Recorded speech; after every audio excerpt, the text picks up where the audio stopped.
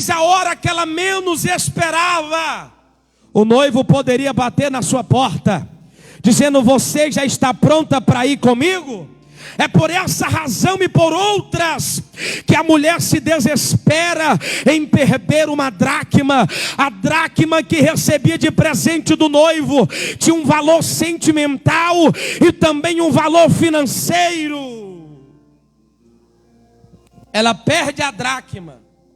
E a expressão bíblica de Jesus é essa: qual é a mulher que, perdendo uma moeda, sabendo que essa moeda, ao completar as 10 moedas, a mesma poderia fazer um tipo de colar, ou um tipo de grinalda para usar em sua testa, como sinal que ela tinha compromisso, ou que na verdade já estava comprometida. E se porventura, disse Jesus, ela perdeu uma dessas moedas, a atitude dela deveria ser levantar-se, acender a candeia, varrer a casa e buscar diligentemente. Mas na verdade, Jesus nos dá aqui uma brecha para pensar que tipo de mulher não faria isso. Você já pensou que tipo de mulher não faria isso? Você sabe por quê? Porque está em jogo o seu casamento, está em jogo o seu futuro, está em jogo, irmão, a sua moral. Que imagine o que as pessoas diriam: olha, esta mulher é irresponsável, ela não sabe dar de conta daquilo que foi entregue nas suas mãos. Na verdade, tem muita gente que não está dando de conta daquilo que foi entregue nas suas mãos. Está mais ou menos parecido com aquela parábola de Mateus 25, em que Jesus disse que o Senhor, conhecendo a capacidade de todos, entregou nas mãos de cada um. Imagine o que se passaria na mente desta mulher se ela não tomasse essa atitude. Mas se nós parássemos para pensar, existe pelo mínimo aqui, talvez em muitas, duas razões pela qual esta mulher não acenderia a candeia, a qual esta mulher não varreria a casa, e pela qual esta mulher não buscaria com diligência. A primeira razão pela qual esta mulher não faria isso é simples: é se ela não tivesse nenhum tipo de interesse pelo noivo. A única forma, meus irmãos, de esta mulher não tomar essas atitudes é se ela não esboçasse, Marcos Aurélio, nenhum tipo de interesse pelo noivo, se ela não tivesse nenhum sentimento pelo noivo, se ela não tivesse nenhum afeto pelo noivo, se ela não amasse o seu noivo, ela não acenderia a candeia, ela não varreria a sua casa, e muito menos perderia o tempo buscando alguma coisa que ela mesma se perdeu. Mas na verdade, eu não vim pregar para uma igreja que não está com a intenção de não se relacionar com o noivo e de deixar aquilo que se perdeu para trás. Eu vim pregar para uma igreja que ainda ama esse noivo, que ainda tem interesse por esse noivo, que ainda tem sentimentos por esse noivo. Cadê? Tem alguém aqui que ainda tem sentimento pelo noivo? Tem alguém aqui que ainda ama o noivo? Tem alguém aqui que ainda esboça o interesse de relacionamento com o noivo? Porque já foi cantado na noite dessa terça-feira que por mais que eu perca amizade, por mais que eu perca amigo, por mais que eu perca dinheiro, na verdade não posso pôr em risco o meu relacionamento com o noivo. Eu não posso pôr em risco a minha intimidade com o noivo. Eu não posso pôr em risco as minhas bodas com o noivo.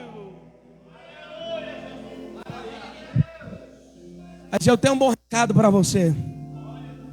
Se porventura esse amor se esfriou pelo noivo, se porventura esse sentimento que você tinha e não tem mais pelo noivo, se porventura esse interesse de estar na presença do noivo, esse anseio de estar junto com o noivo, perdeu-se, você está no lugar certo. Você está numa noite de campanha, buscando, resgatando o que foi perdido. Ah, elebai kendo reminarachandarai. Eu me lembro quando Jesus diz em Mateus 24 que por se multiplicar a iniquidade, o amor de muitos se esfriaria. Mas na verdade Jesus não inclui todas as pessoas. Ainda tem gente que ama o noivo, ainda tem gente que aguarda o noivo, ainda tem gente que tem sentimento pelo noivo, ainda tem gente que aguarda a presença ansiosamente de se encontrar com o seu noivo. Queridos, a segunda razão pela qual essa mulher não tomaria essa atitude. A primeira é porque se ela não amasse o noivo, ela não estaria nem aí para a dracma que perdeu. Se ela não amasse, não tivesse nenhum tipo de sentimento pelo noivo, pelo seu futuro esposo, ela não faria tal atitudes que Jesus apresentou. A segunda possibilidade de essa mulher não fazer essas questões que Jesus apresentou é se ela não fizesse caso do preço que foi pago pelo noivo para tê-la. Você está imaginando, irmão? É um dia de trabalho uma dracma. Ela tem em suas mãos 10 dracmas. Aquilo que está sobre as suas mãos de responsabilidade foi pago um alto preço, sim ou não? Sim ou não? É um alto preço que foi pago.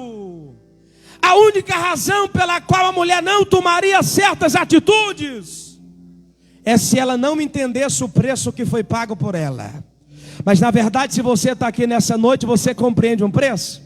Você entende a dimensão do preço que foi pago para o noivo chamado Jesus? Até para o noivo Jesus ali comprar, o preço é incomparável. Ao ponto de quando o apóstolo Pedro escreve a sua primeira epístola, ele disse: não fomos comprados, não com ouro e nem com prata, muito menos por coisas que passam, por coisas corruptíveis, mas pelo precioso sangue de um cordeiro imaculado, incontaminado, o Cordeiro de Deus. Quem entende o preço que foi pago para ela ter você? Quem entende o preço que foi pago para que Cristo relacionasse contigo?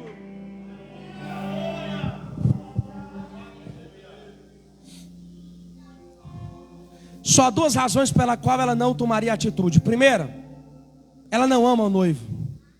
Ela não tem sentimento pelo noivo. Ela não tem nenhum tipo de interesse pela presença do noivo, pelo casamento com o noivo. Segunda razão pela qual ela não tomaria atitudes é porque na verdade ela não compreende o preço que foi pago, o preço que foi dado nas suas mãos. Aí Jesus disse assim: ó, qual a mulher que tendo 10 dracmas, se perder uma, ela não acenderia a candeia, não varreria a sua casa e não buscaria diligentemente. Você sabe o que eu acho interessante no texto, irmão? É que foi necessário, diga, foi necessário a mulher perder para reagir. Foi necessário ela perder, para quê? Para reagir. Você conhece essa classe de pessoas, irmãos? Que só reage quando perde, que só se levanta quando perde, que só toma atitudes quando perde. Pastora, nós estamos diante de um texto que Jesus está dizendo: ela se levantou depois que perdeu, ela buscou depois que perdeu. Ela só tomou atitudes depois que ela perde. Na verdade, ainda bem que ela toma essa atitude, porque tem pelo menos aqui 3 classes de pessoas diante a perca ou as suas reações. A primeira classe de pessoas que nós poderíamos destacar aqui é aquelas que só reagem depois que perde. A segunda classe, Marcos Aurélio, de pessoas que nós poderíamos destacar aqui é que quando perde, paralisa. Conhece alguém que não pode sofrer perca? Conhece alguém que diante da perca ele fica impossibilitado de fazer alguma coisa? Ele fica imobilizado de reagir? Porque na verdade a perca bateu na sua casa. Na verdade a perca veio sobre ele ou sobre ela, e diante da perca ele paralisa. Ah, pastor, o senhor não sabe o que eu perdi, é por isso que eu estou parado. O senhor não sabe o que aconteceu, é por isso que eu estou parado. O senhor não sabe o que está se passando, é por isso que eu estou parado. A primeira classe de pessoas que só reage depois que perde. A segunda classe de pessoas é que quando perde, para. Quando perde, neutraliza. A terceira classe de pessoas, e é essa que eu estou pregando aqui, eu acredito nisso. Você quer saber qual é a terceira classe de pessoa? Diga eu quero.